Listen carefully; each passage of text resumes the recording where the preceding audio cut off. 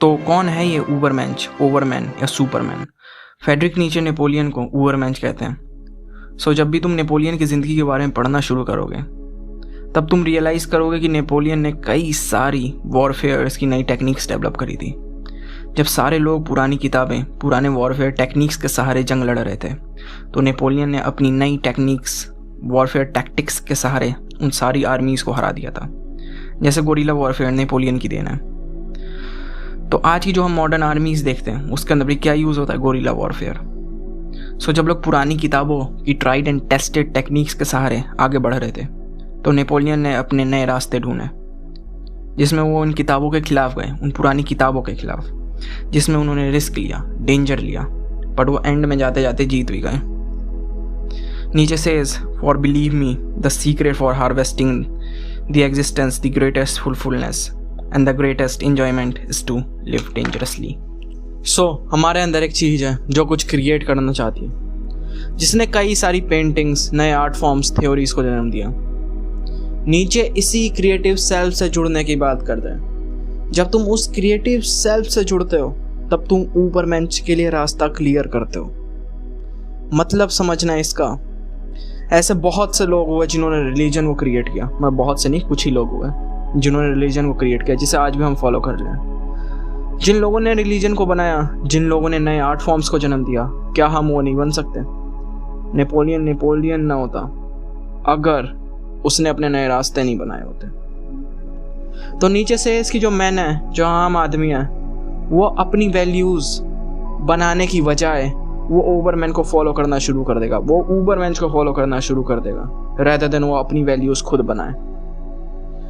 नीचे says in Zarathustra,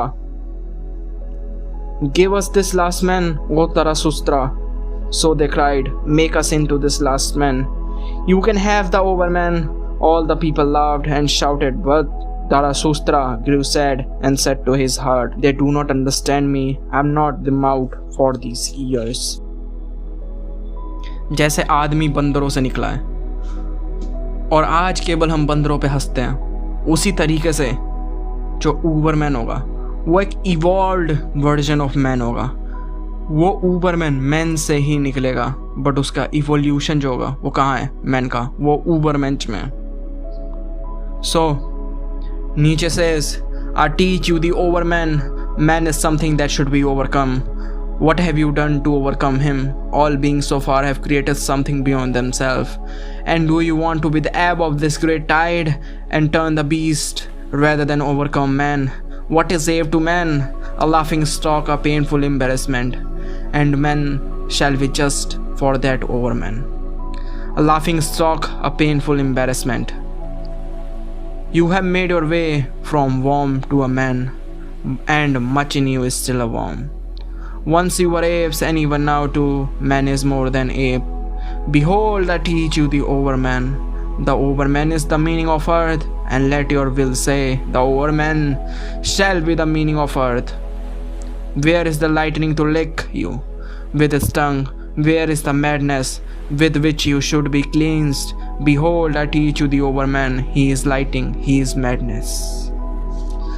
सो इसका सवाल ये खड़ा होता है कि भाई जैसे गौतम बुद्ध जैसे लोग थे, मोहम्मद, क्राइस्ट, ये जितने भी लोग हुए, क्या ये भी ऊबरमैन्स थे? सो नीचे के ऊबरमैन्स में और इन लोगों में एक डिफरेंस था। तुम देखोगे इन लोगों ने भी अपनी वैल्यूज़ खुद बनाई, पर जो नीचे का ओवरमैन्स है या ऊबरमैन है, वो क्या करेगा?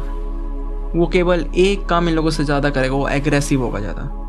वो जो अदर वर्ल्ड है उसके बारे में नहीं सोचेगा, जो हेवन और हेल है उसके बारे में नहीं सोचेगा, इस दुनिया पे फोकस करेगा। जबकि तुम देखते हो जिन लोगों ने अभी तक रिलीजन्स बनाए हैं, उन्होंने केवल अदर वर्ल्ड, हेवन, हेल, इन सब पे फोकस किया है। पर जो ऊबरमेंच है और ये लोग हैं, इन लोगों में केवल यही डिफरेंस है, बिकॉज इन लोगों ने अपनी वैल्यूज़ खुद बनाई। इन लोगों ने अपने जो ट्रुथ थी, अपनी सच्चाई थी, वो खुद ढूंढने निकले। ये भी एक तरीके का ओवरमैन है, पर नॉट नीचियन। जो नीचे का ओवरमैन है वो दूसरे वर्ल्ड पे फोकस नहीं करेगा, जबकि इन सब का फोकस कहाँ था? इन लोगों का फोकस कहाँ था? अदर वर्ल्ड पे, हेवन पे, हेल पे, मोक्ष पे, कुछ भी कह लो। So who is this Ubermensch? Who creates his own values, revaluation of our values. और इसका रास्ता कहाँ से होते हुए निकलता है? नाहिलिज्म से। सो नेक्स्ट वीडियो में बात करेंगे नाहिलिज्म के बारे में। सो तब तक के लिए सायोनारा।